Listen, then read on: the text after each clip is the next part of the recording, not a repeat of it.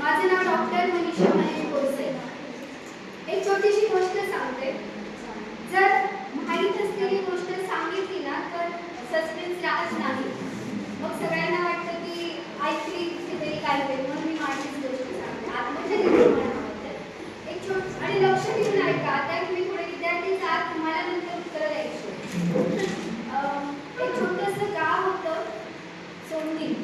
त्या गावात एक शिक्षक राहत होते. त्यांचं नाव होतं विद्याधर सूर्यवंशी. त्यांच्या पत्नीचं नाव होतं नलिनी सूर्यवंशी. त्यांना 2 मुलं एक मुलगी होती.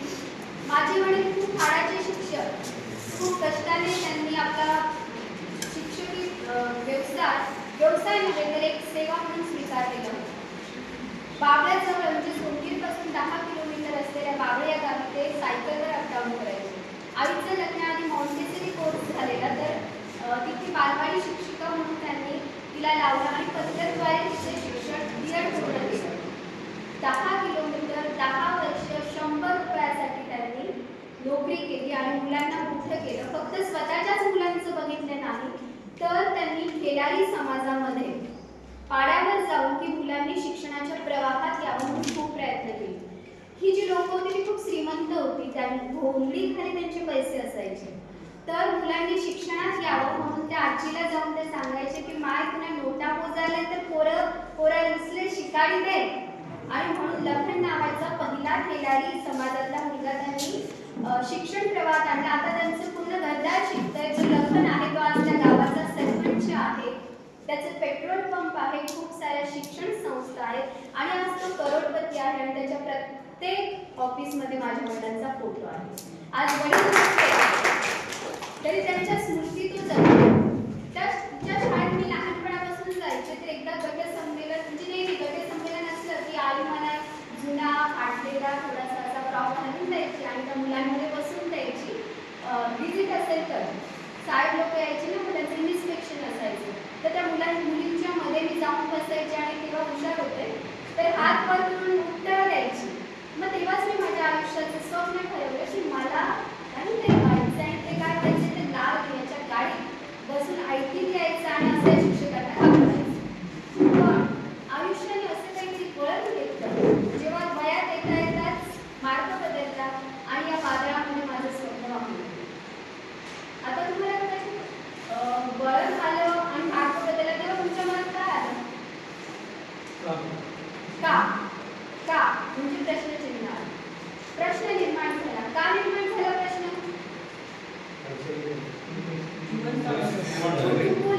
तुमच्या मनात कुतूहल जागृत झालं, जिज्ञासा जागृत झाली, काहीतरी जाणून घेण्याची इच्छा निर्माण झाली. जेव्हा आपल्याला काहीतरी जाणून घ्यायचं असतं तेव्हा आपल्याला प्रश्न पडतात आणि जेव्हा प्रश्न पडतात त्याच वेळेला त्याची उत्तरं शोधण्याचा प्रयत्न केला जातो.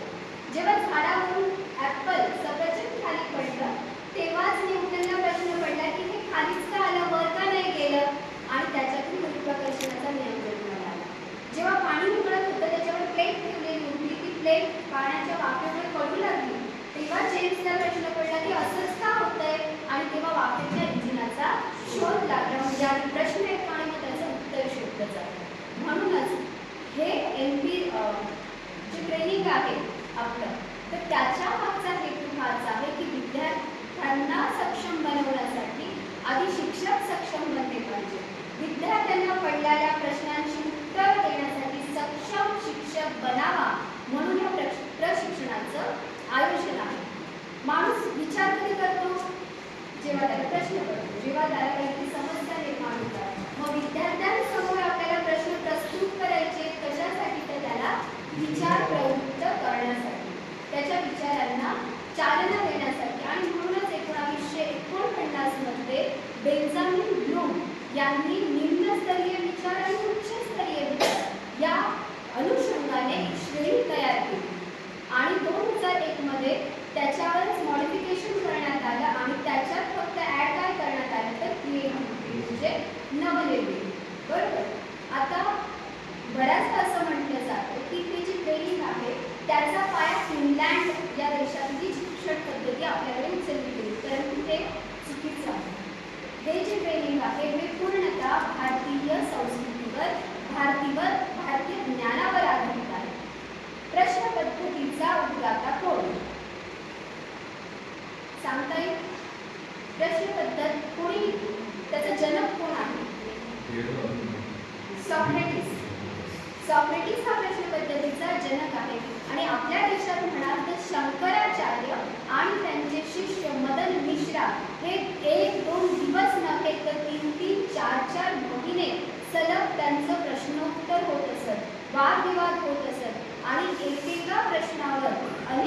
चर्चा करून येत असे.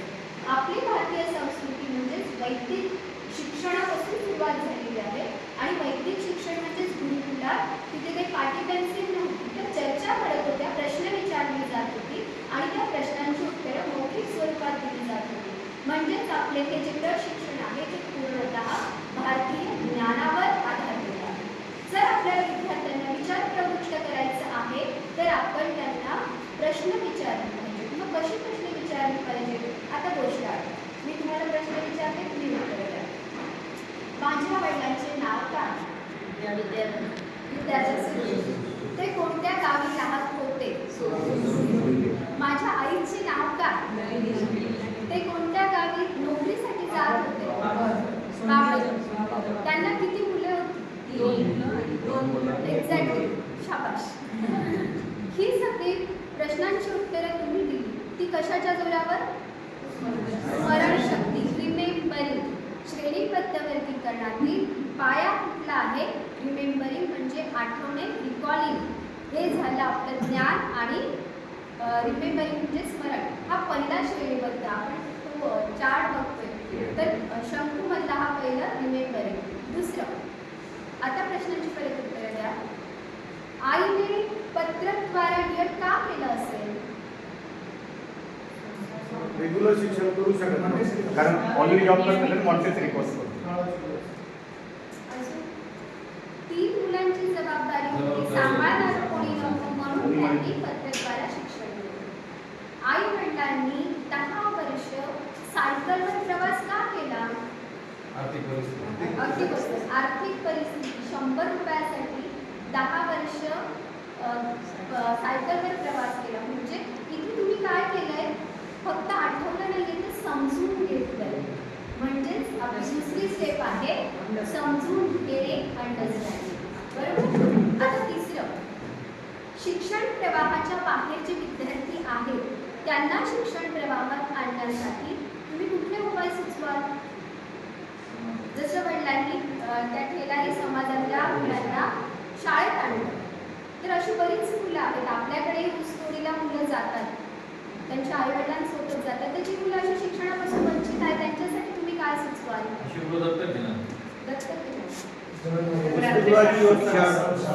मोफत शिक्षण, त्यांना सगळ्या सुविधा, शिक्षणासाठी लागणारे पाठ्यपुस्तकं वगैरे, राहण्याची लवचिकता, वसतिगृह, उपस्थितीबद्दल लवचिकता काय संदर्भात? आता इथे तुम्ही विचार काय केला? पहिला आठवण केली, रिमेंबरिंग. सेकंड काय केलं?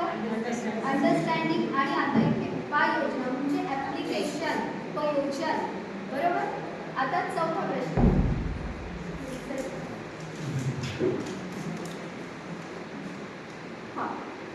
विश्लेषण. धैर्यवादी मुलींना ध्येय साध्य करताना कोणते अडथळे येतात? कारणे सांगा.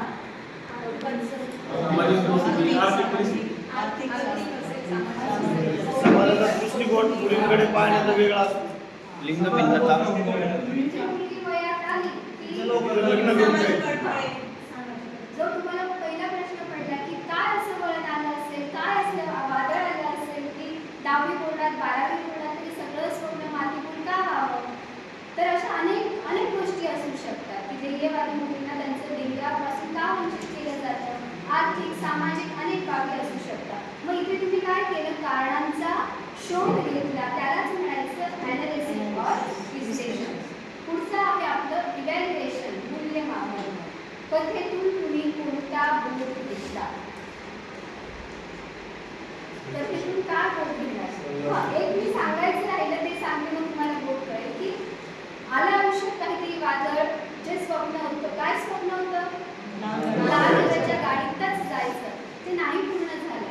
पण आपण म्हणतो ना की जर माणसाने पळावं, पळता नाही आलं तर चालावं, चालता नाही आलं तर सरपटत जावं, रांगत जावं, पण आपल्या ध्येयापर्यंत पोहोचावं. आपल्या हातात कुठले पत्ते पडते कोणीही सांगू शकत नाही, पण जे पत्ते आपल्या हातात आहे त्याच्यासह आपण जिंकण्याची धमक ठेवावी. किंवा रांगोळी परमेश्वराने दैवाने काढून दिली आहे, ती नाही बदलता येणार आहे, पण काहीतरी माझ्या मुठीत रंग दिलेले आहेत, माझ्या हाताचे रंग आहे, त्या रंगांनी माझ्या जीवनाची रांगोळी मी सुंदर करणार आहे. असा संकल्प करून नाही लाल दिव्याच्या गाडीत बसणार. लग्नाच्या आधी फक्त डिअर होतं, 19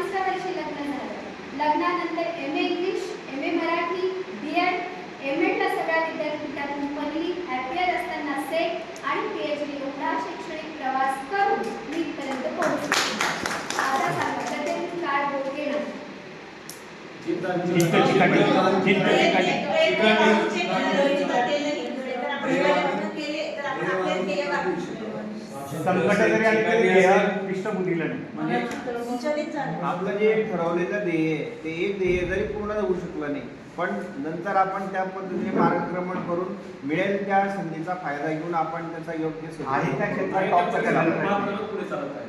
ध्येय चिकाटी सातत्याने आपण आपल्या ध्येयाकडे पोहोचू शकतो. नाहीतरी मग त्याच्या जवळपास ध्येय जरी आपण करतो. लाल दिनाची गाडी नाही पण आता स्कूटीवर इथपर्यंत आलंय.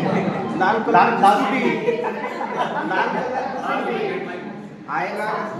तुम्ही बसले नाही लाल दिव्याच्या गाडीमध्ये, पण तुम्ही तुमच्या विद्यार्थ्यांना बसवण्याची क्षमता तुमच्याकडे आहे ना. त्यांनी बसले म्हणजे आपण बसलेला आनंद मिळतो. हे सांगून आपण मुलांना उदाहरण देऊ शकतो की एपीजे अब्दुल कलाम यांना वैमानिक व्हायचं, पण तिथे त्यांना रिजेक्ट करण्यात आलं. ते वैमानिक नाही होऊ शकले, जे त्यांचं स्वप्न होतं. पण त्यापेक्षा खूप छान ते राष्ट्रपती झाले, ते वैज्ञानिक झाले.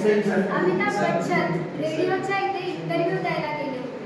त्यांचा आवाज मसडा आहे असं सांगून त्यांना त्या रेडिओच्या इथून काढून टाकण्यात आलं. पण आज ते बिग आहेत आणि त्यांच्या आवाजाचे अनेक चाहते आहेत. हे आपण त्यांना उदाहरण देऊ शकतो. आणि शेवटचा मुद्दा आहे श्रेणीमधला, आणि तो म्हणजे क्रिएटिव्हिटी, नवीन निर्मिती करणे. मग अशा वेळेला तुम्हाला प्रश्न आहे, स्वप्न या शब्दाने 4 ओळी तयार करा. इथे मुलांनी स्वतः, कारण तिचं स्वप्न आहे झालं ना, मग त्या कथेला अनुसरून प्रश्न की स्वप्न यावर तुम्ही तुमचं 4 ओळी तयार करा. उच्च लेवलचं स्वप्न बघायचं. अशी जसं स्वप्न जे असतं ते झोपेत नाही तर डोळ्यांनी बघायचं असतं. तर कलाम साहेबांनी सांगितलं होतं.